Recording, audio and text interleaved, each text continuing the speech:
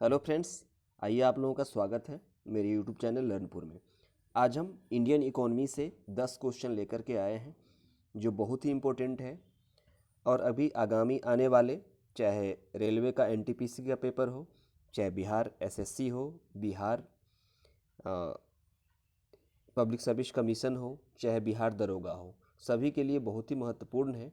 आइए आप 10 क्वेश्चन मेरे साथ देखिए वीडियो के अंत तक। यदि आप इसमें से 10 में से 10 क्वेश्चन कर ले जाते हैं तो आपकी तैयारी अच्छी मानी जाएगी। अदरवाइज यदि 10 से कम है, 8, 7, 6, तो आपको तैयारी करने की आवश्यकता है, वो भी बहुत बढ़िया से। तो आइए देखते हैं पहला question. The wealth of nations किसकी पुस्तक है? A Adam Smith, B Amartya Sen, D Manmohan Singh और सी मनमोहन सिंह और D Karl Marx.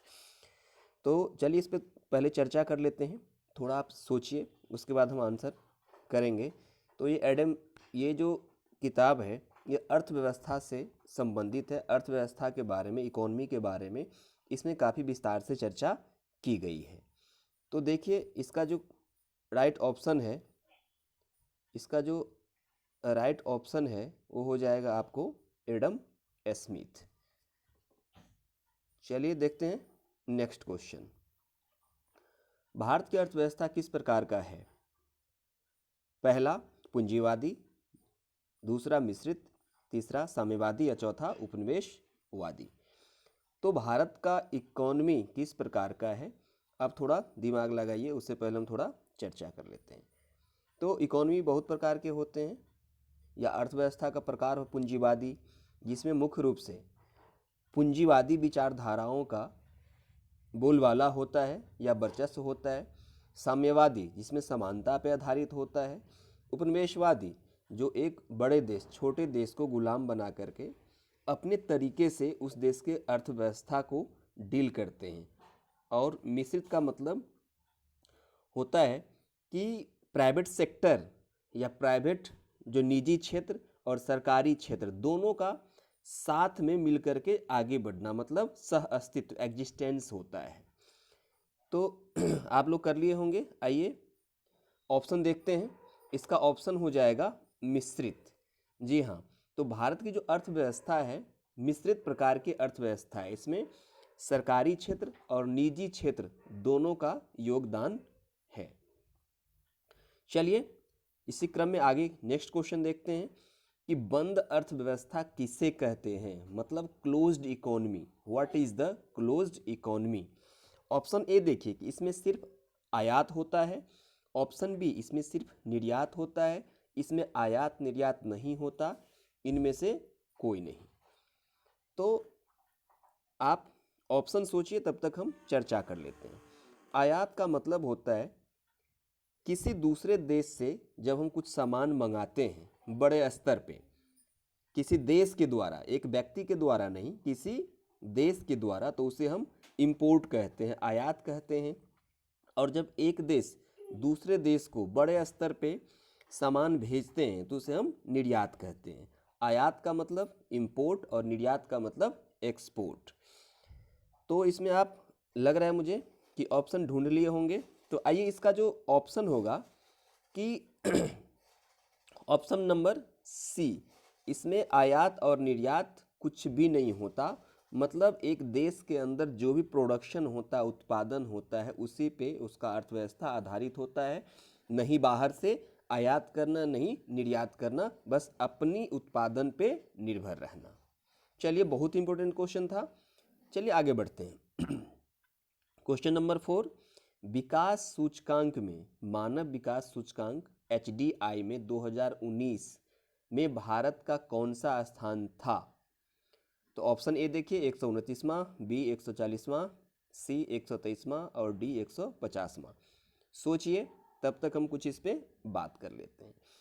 Human development index, इसमें कुछ आधार पे, इसके 3 आधार होते हैं। उस आधार पे जो मानव के विकास को मापा जाता है कि कितना विकास हुआ है। तो इस मामले में जो हमारा देश है भारत, वो 2019 में कौन से स्थान पे थे? तो 129वां। स्थान पे, 129 स्थान पे था भारत। बहुत ही इंपॉर्टेंट है, पूछने की पूरी उम्मीद है। अभी एनटीपीसी का एग्जाम होने वाला है, बिहार एसएससी या बीपीएससी, सारे एग्जाम के लिए बहुत महत्वपूर्ण है। और एक ट्रेंड देखा गया है कि आपको लग रहा होगा कि 2019 का है, तो नहीं दोस्त, कितने बार क्या होता है खास करके बिहार में, तो एक साल पीछे की पूछने को तो बहुत ही जो है ना पुराना ट्रेंड है इसका। तो इस क्वेश्चन को आप थोड़ा ध्यान में रखिएगा। आइए इसी कड़ी में हम देखते हैं नेक्स्ट क्वेश्चन कि भारत का प्रथम पंचवर्षीय योजना किस मॉडल पर आधारित था। अब भारत में पंचवर्षीय योजना स्वतंत्रता के बाद से शुरू की गई थी और 5-5 साल का समय निर्धारित करके विकास करने का कार्य किया जा रहा है। और उसमें कुछ लक्ष्य रखा जाता है कि इस बार हमें भारी उद्योग को जो है ना ज़्यादा तरजीह देना है, फिर कृषि पे ज़्यादा जोर देना है, शिक्षा पे जोर देना है। तो इन चीज़ों को ध्यान में रख करके 5-5 साल की विकास की योजना को ध्यान में रख करके भारत सरकार पंचवर्षीय योजना तैयार करता है। तो इसमें जो पहला पंचवर्षीय योजना था उसका नाम क्या था, मतलब किस मॉडल पे आधारित था। तो जो पहला पंचवर्षीय योजना था, सोचिए इसके बारे में, कौन सा इसका ऑप्शन होगा। तो इसका ऑप्शन हो जाएगा, इसका ऑप्शन है A Nehru model, B Harrod Domar model, C Mahalanobis model और डी मनमोहन सिंह मॉडल। तो इसका जो करेक्ट ऑप्शन हो जाएगा आपको हेराड डोमर मॉडल। चलिए, वेरी वेरी इंपॉर्टेंट क्वेश्चन था। चलिए आगे बढ़ते हैं। क्वेश्चन नंबर 6, नीति आयोग की स्थापना कब हुई। ऑप्शन ए 1 जनवरी 2015, ऑप्शन बी 10 जनवरी 2016, ऑप्शन सी 5 फरवरी 2014, ऑप्शन डी 1 जून 2015। तो इसका जो राइट ऑप्शन हो जाएगा 1 जनवरी 2015। चलिए आगे बढ़ते हैं। Question number 7, poverty and un-British rule in India किसकी पुस्तक है। ए बाल गंगाधर तिलक, बी दादा भाई नौरोजी, सी भगत सिंह और डी महात्मा गांधी। तो सोचिए इसके ऑप्शन के बारे में, तब तक हम कुछ इस पे बात कर लेते हैं, थोड़ा क्लू। अब इस बुक के जो लेखक हैं उनको भारत का ओल्ड मैन भी कहा जाता है, वयोवृद्ध पुरुष या ओल्ड मैन ऑफ इंडिया के नाम से भी उसे जाना जाता है। ओल्ड मैन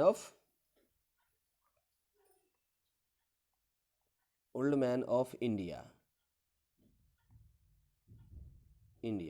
तो आप ध्यान में रखिएगा कि ओल्ड मैन ऑफ इंडिया कहा जाता है। तो इसका राइट ऑप्शन जो हो जाएगा दोस्त, इसका हो जाएगा दादा भाई नौरोजी, राइट ऑप्शन दादा भाई नौरोजी।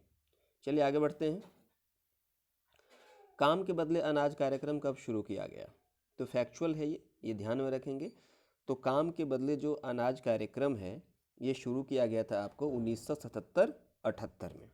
चलिए आगे बढ़ते हैं। क्वेश्चन नंबर 9, राष्ट्रीय ग्रामीण रोजगार गारंटी अधिनियम मनरेगा की शुरुआत कब हुई। तो इसकी शुरुआत हुई थी 2 फरवरी 2006। चलिए फैक्चुअल था। अब चलिए आगे बढ़ते हैं। इसका ऑप्शन बता दूं आपको, इसका ऑप्शन जो होगा ए 2 फरवरी 2006। चलिए आगे बढ़िए। इस सेट का अंतिम क्वेश्चन और वेरी वेरी इंपॉर्टेंट, जो बहुत एग्जाम में अभी तक पूछा गया है, यदि क्वेश्चन पेपर आप उल्टेंगे तो देखेंगे ये हर एक एग्जाम में लगभग जो है ना अल्टरनेटिव रूप से पूछ लिया जाता है। किसान क्रेडिट कार्ड योजना की शुरुआत कब हुआ था। तो यहाँ किसान क्रेडिट कार्ड योजना है, कार्य नहीं है, ये कार्ड है। तो किसान क्रेडिट कार्ड योजना की शुरुआत हुई थी आपको 1998। अब इस योजना के अंतर्गत किसान को बहुत सारी सुविधाएं उपलब्ध करवाई जाती है, जिसके कारण ये किसान क्रेडिट कार्ड योजना अपने आप में बहुत ही महत्वपूर्ण हुआ। और लगभग इसकी शुरुआत किया हुआ हो गया लगभग 22 साल, और अभी तक इसकी इम्पोर्टेंस बहुत ज़्यादा बनी हुई है।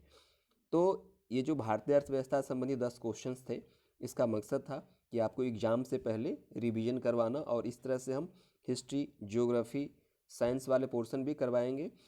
तो आप इस वीडियो को ज़्यादा से ज़्यादा शेयर करिए और चैनल को सब्सक्राइब कर लीजिए।